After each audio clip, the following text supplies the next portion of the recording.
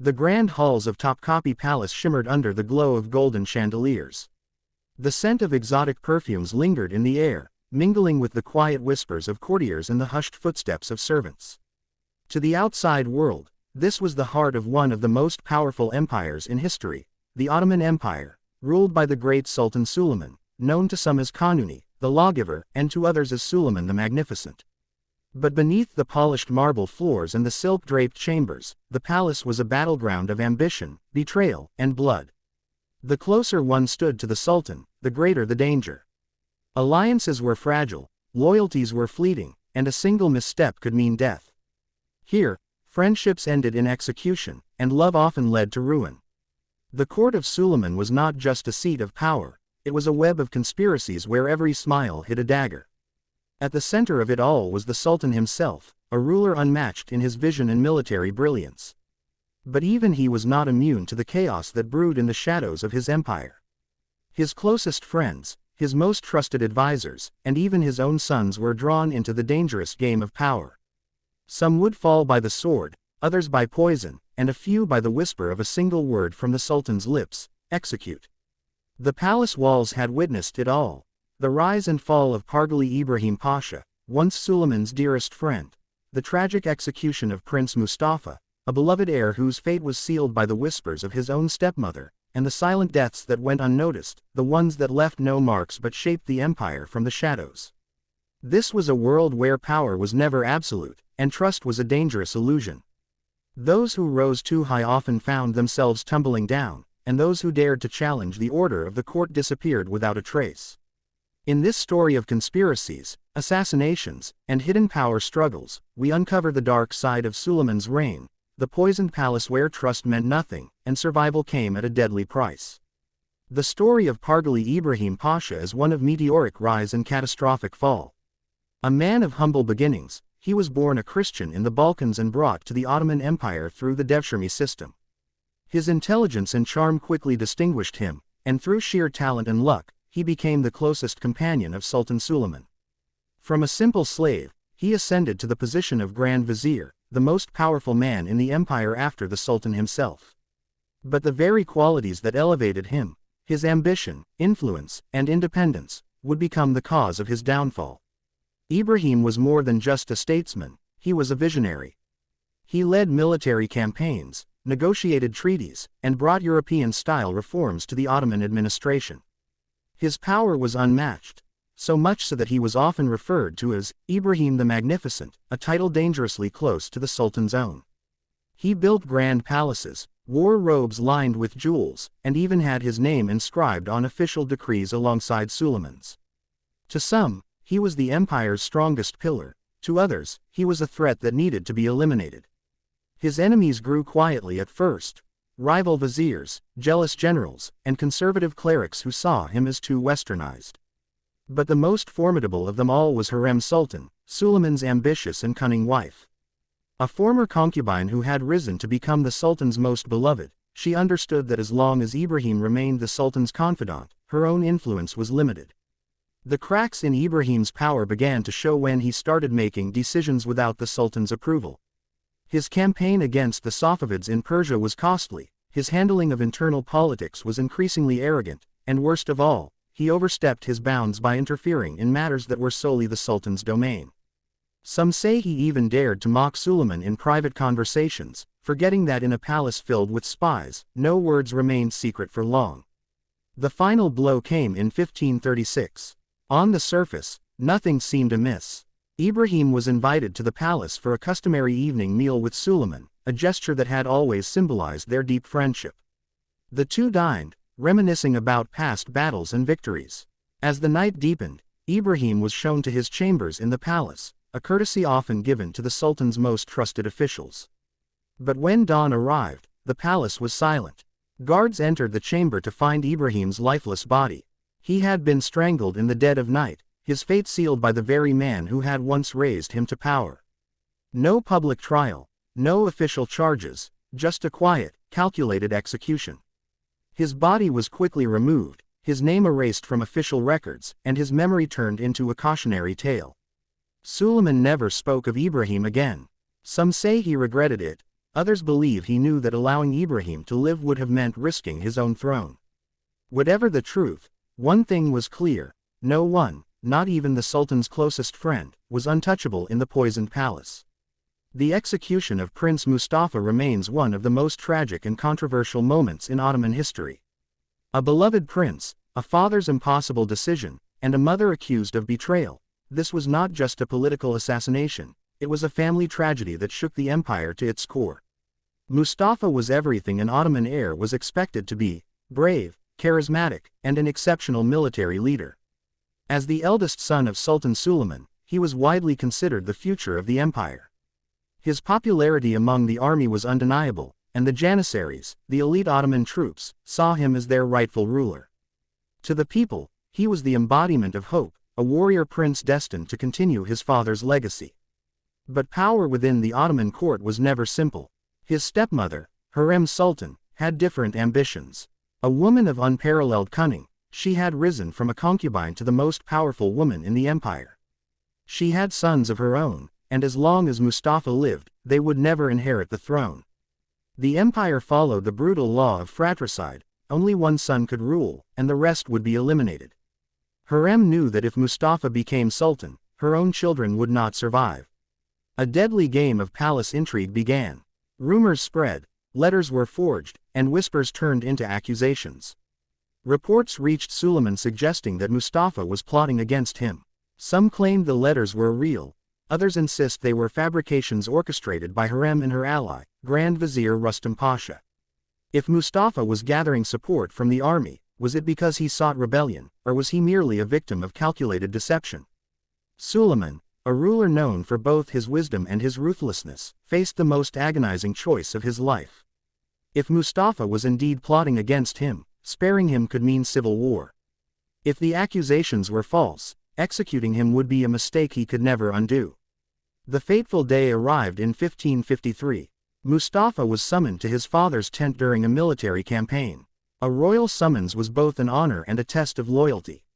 He entered, expecting an audience with his father, perhaps a difficult conversation, but not what awaited him inside. As he stepped forward, shadows moved. A group of mute executioners, the dreaded Bloodstained, emerged from behind the curtains.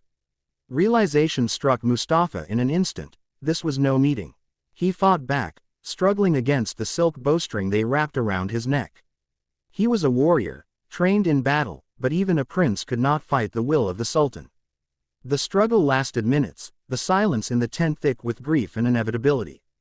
When it was over, Suleiman was said to have remained inside for hours, alone with his son's lifeless body. Some say he wept, others claim he never spoke of it again. The army, upon hearing of Mustafa's death, nearly revolted. The people mourned a prince who had never ruled, but who had been loved as if he already had. Did Mustafa truly conspire against his father, or was he the victim of a masterful scheme? Did Hurrem Sultan orchestrate his downfall, or was Suleiman's decision based on genuine fear? The truth remains buried in history, but one thing is certain: the walls of the Ottoman court had witnessed yet another betrayal, another life sacrificed in the ruthless pursuit of power. The Ottoman palace was a place where whispers could kill and shadows carried secrets. Official executions like those of Pargali Ibrahim Pasha and Prince Mustafa made history, but many deaths within the empire's inner circles never made it to public records. Some were accidents, or at least made to look like them. Others were slow, silent eliminations carried out with precision. Poisoned cups, silent daggers, and mysterious disappearances became the weapons of choice in a court where trust was a liability. The silent weapon: poison in the palace. In a world where enemies dined at the same table, poison became the perfect tool for assassination. A cup of sherbet could bring either relief or death, depending on who poured it. Unlike public executions, poison left no immediate traces of murder, making it the preferred method for those who wished to remove rivals without making a spectacle. One of the most infamous cases was that of Sihangir, the youngest son of Sultan Suleiman and Hurrem Sultan. Sihangir, a frail but intelligent prince, suffered from a physical deformity and was never considered a threat to the throne. Yet, after the execution of his half-brother Mustafa, he fell mysteriously ill and died shortly after. Official accounts claim he died of grief, but rumors suggest otherwise. Did someone ensure that he would never grow into a rival? Grand viziers, concubines, and even palace doctors lived in fear of being poisoned. Some carried antidotes, while others refused to eat food not prepared under their supervision. Yet, even the most cautious could not always escape. Servants who handled meals could be bribed or threatened, and once the poison was ingested, it was often too late. Mysterious disappearances and the fate of rivals.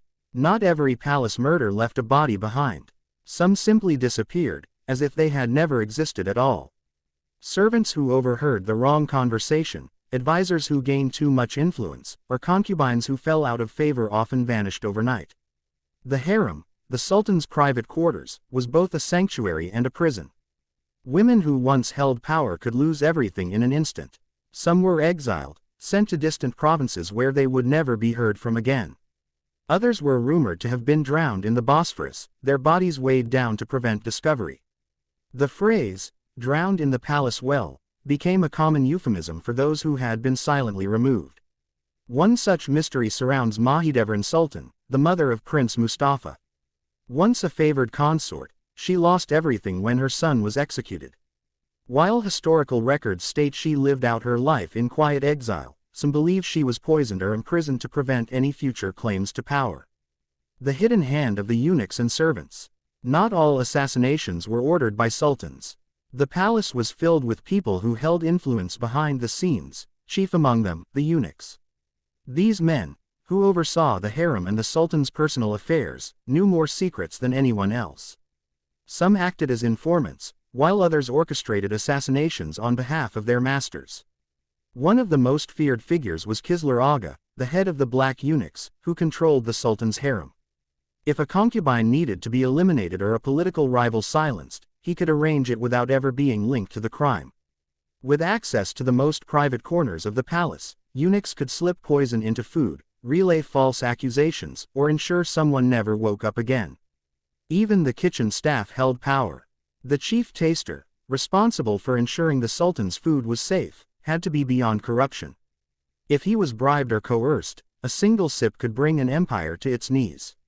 A palace where death had many faces. In Suleiman's court, death did not always come with a public decree. It came in the form of a bitter drink, a silent push off a balcony, or a sudden disappearance that no one dared question. Whether through poison, daggers, or secret plots, the palace ensured that those who threatened the balance of power did not last long. To the world, the Ottoman Empire was a mighty force of civilization and conquest.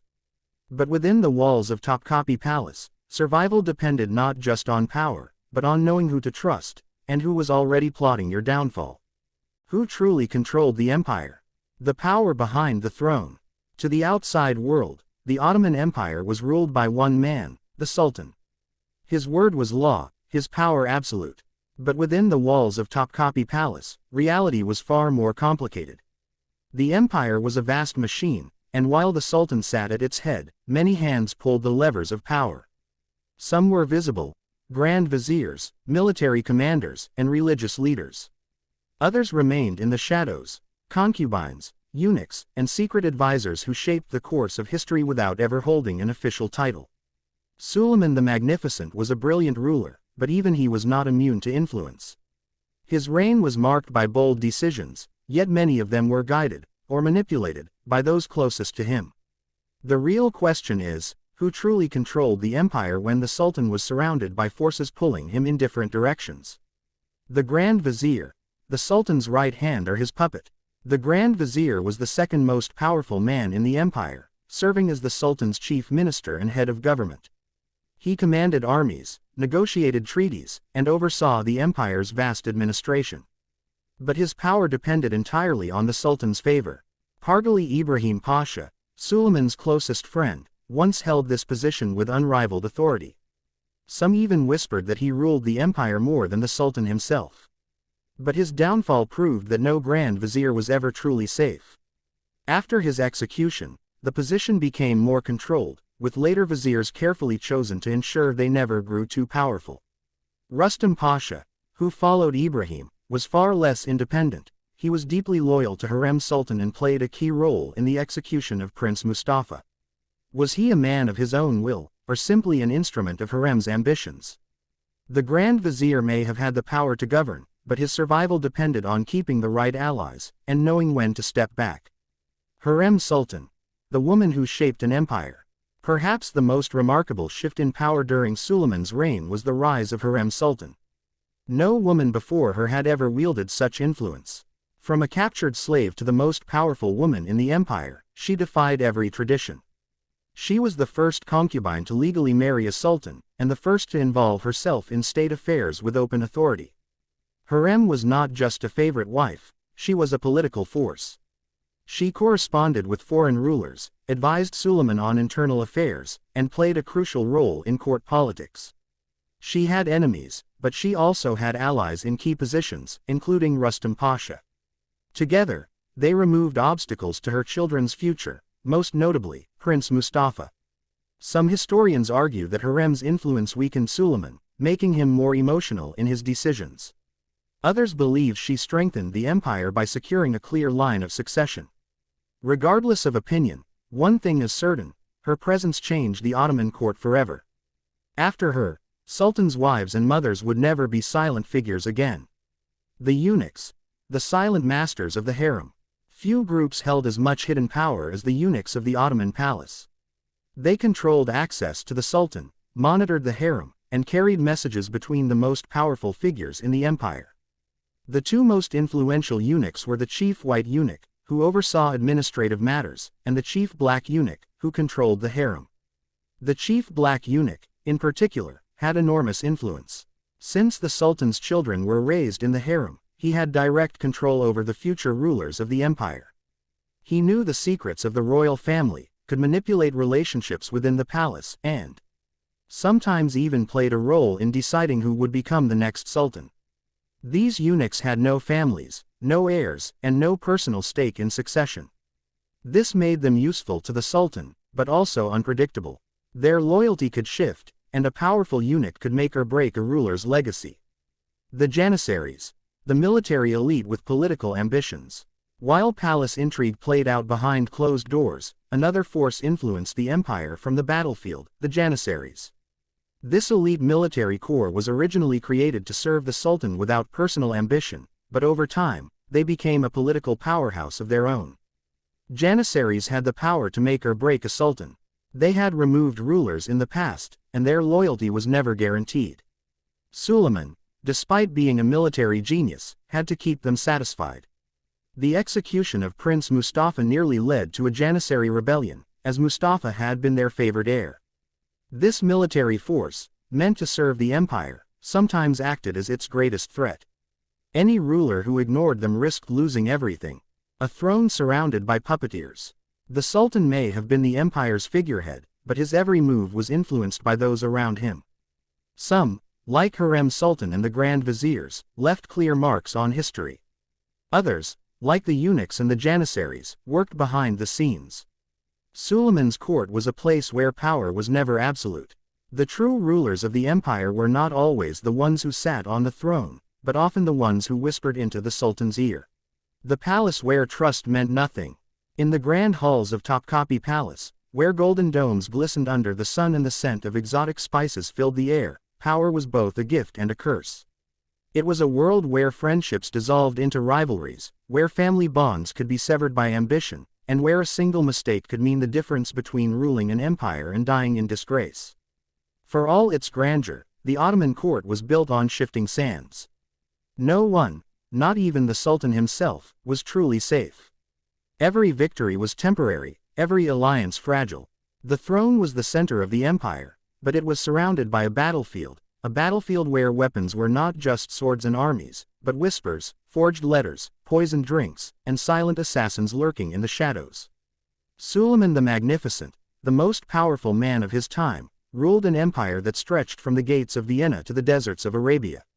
He was a conqueror, a lawmaker, and a ruler who shaped history. Yet, even he was caught in the web of palace intrigues. He lost his dearest friend, Pargali Ibrahim Pasha, in a political execution that some say he regretted for the rest of his life. He ordered the death of his own son, Prince Mustafa, based on either deception or necessity, perhaps both.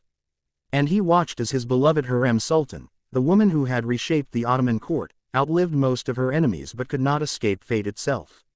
Hurrem's rise to power had been unprecedented, but her ambitions set a new precedent for future queens. The palace, once ruled solely by men, would now always have women who wielded unseen influence. After her, the role of the Valide Sultan, the mother of the ruling sultan, became one of the most powerful positions in the empire. But her own triumph came at a cost. By the time she had secured the throne for her sons, the empire was already changing. The golden age of Ottoman expansion was reaching its peak, and with it, the seeds of internal decline were being sown. The Grand Viziers, who were once the empire's greatest strategists, learned to survive not by brilliance but by caution. The Janissaries, who had once been the backbone of the empire's military might, would eventually grow too powerful, forcing later sultans to either bribe them or fear them. The eunuchs, who had served as silent observers and manipulators, would continue to play their role in deciding who would sit on the throne and who would be erased from history. But perhaps the greatest lesson from Suleiman's court was this: in a palace where trust meant nothing, survival depended not on loyalty but on strategy. Those who rose too high often fell the hardest. Those who showed too much ambition became targets. And those who believed they were untouchable learned, sometimes too late, that in the empire's greatest seat of power, no one was invincible. The Ottoman Empire would continue for centuries after Suleiman, but the lessons of his court would echo through its history. The poisoned chalices, the silent daggers, and the betrayals in candlelit corridors would not end with his reign. They would only evolve, shaping the future of an empire that was both magnificent and merciless.